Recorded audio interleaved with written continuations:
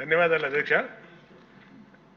గల్లా మాధవి గారు శాసనసభ్యురాలు వేసినటువంటి ప్రశ్నకి గౌరవ ఉప ముఖ్యమంత్రి గారు చాలా బాగా చెప్పారు అధ్యక్ష.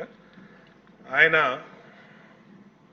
ప్లాస్టిక్ని నిరోధించడంలో ఆయన ఆలోచనలు కానీ ప్రభుత్వ ఆలోచనలు కానీ చక్కగా ఉన్నాయి అధ్యక్ష. దానికేమీ ఎక్కడా మాకు ఎటువంటి డౌట్ లేదు అధ్యక్ష. కానీ ఇక్కడ పొల్యూషన్ కంట్రోల్ బోర్డు అధ్యక్ష చాలా నిర్లక్ష్యంగా పొల్యూషన్ కంట్రోల్ బోర్డు అసలు ఉందా లేదా, అసలు ఆ బోర్డు కానీ దాంట్లో ఉన్న టాస్క్ ఫోర్స్ కానీ దాంట్లో ఉన్న మెంబర్ సెక్రటరీ కానీ ఎక్కడా కూడా పని చేస్తున్నట్టు ఎక్కడా కనపడతలేదు అధ్యక్ష. ఏదన్నా పని మీద వెళ్తే డిప్యూటీ సీఎం గారి పేరు చెప్తున్నారు అధ్యక్ష. ఆయన చేయొద్దన్నారు, ఆయన ఆఫీస్ నుంచి చెప్పాలి, ఆయన మాట్లాడాలి, ఆయన వెళ్తే కలవట్లేదు అని డైరెక్ట్గా చైర్మన్ గారు చెప్తారు అధ్యక్ష. అంటే ఎందుకు మాట్లాడుతున్నాం అధ్యక్ష, ఇప్పుడు ఈ ప్లాస్టిక్ని నిరోధించడం ఇది ఒక ఇష్యూ అయితే దానికి డిప్యూటీ సీఎం గారు చెప్పారు, అది బ్రహ్మాండమైనటువంటి ప్లాన్, యాక్షన్ ప్లాను.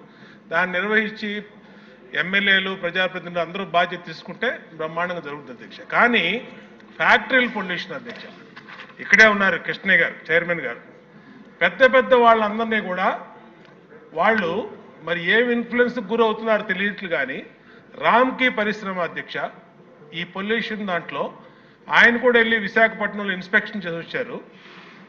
ఆయనే చెప్పారు ఆయన నోటెంట చాలా పొల్యూషన్ని డైరెక్ట్గా సముద్రంలోకి వాళ్ళు ఇండస్ట్రియల్ వ్యర్థాలని ఈ ఫార్మాస్యూటికల్ వ్యర్థాలని వదిలేశారని చెప్పారు. అలాగే గౌరవ ముఖ్యమంత్రి గారు కూడా దాని మీద స్పష్టమైన ఆదేశాలు ఇచ్చారు, అలాంటి వాటి మీద చర్య తీసుకోండి అని. దాని మీద చర్య తీసుకోరు అధ్యక్ష. ఏంటంటే మరి ఏం కాంటాక్ట్స్ ఉన్నాయో ఏమి ఇన్ఫ్లుయెన్స్ జరుగుతుందో మాకైతే తెలియదు అధ్యక్ష. అయితే అయోధ్య రామిరెడ్డి వైసీపీ ఎంపీ అధ్యక్ష ఆయన, కాబట్టి మరి ఆయన లెవెల్లో ఏమి ఇన్ఫ్లుయెన్స్ చేస్తున్నారో ఈయన్ని తెలియదు అధ్యక్ష కృష్ణయ్య గారిని. కానీ ఇక్కడ ఏం జరుగుతుందంటే చిన్న చిన్న వాళ్ళు ఏ పరిశ్రమ కానీ, ఇప్పుడు మాధవి గారు చెప్పారు ఈ వాళ్ళ దాంట్లో 5 అడుగులు ఇలాగ పొల్యూషను ప్లాస్టిక్ వ్యర్థాలని మా నియోజకవర్గంలోకి వస్తే కాలువల నుండి నిండిపోయినాయి.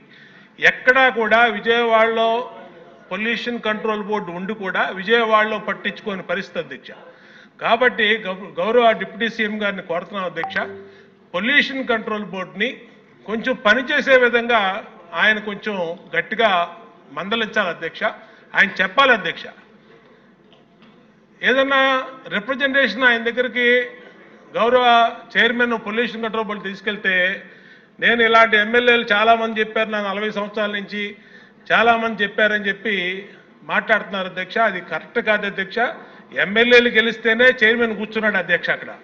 ఆయన గెలిస్తే ప్రభుత్వం రాలేదు అధ్యక్ష. ఎమ్మెల్యేలు అందరూ ఉంటేనే ఆయన చైర్మన్ సీట్లో కూర్చున్నాడు. కాబట్టి దయచేసి ఆయనకు కూడా విజ్ఞప్తి చేసేది ఏంటంటే పెద్ద పెద్ద చేపల్ని పట్టుకోండి, మీరు యాక్షన్ తీసుకోండి. అయోధ్య రామిరెడ్డి రామ్కి వాళ్ళని ఎందుకు వదిలేశారు, మీరు ఎందుకు వదిలేశారు చెప్పండి. ఈ సభలో ఇక్కడే ఉన్నారు ఆయన. అది చెప్పకుండా చిన్న చిన్న వాటికి 100 కారణాలు చెప్పి ఎక్కడో ఎన్జిటి వాళ్ళు ఒప్పుకోలేదని లేదా డిప్యూటీ సీఎం గారు ఒప్పుకోలేదని వాళ్ళ పేర్లు ఉపయోగిస్తారు. ఈ సబ్జెక్ట్ ప్లాస్టిక్ అయినా సభలో లేని వాళ్ళ పేర్ల గురించి మాట్లాడటం కూడా కరెక్ట్.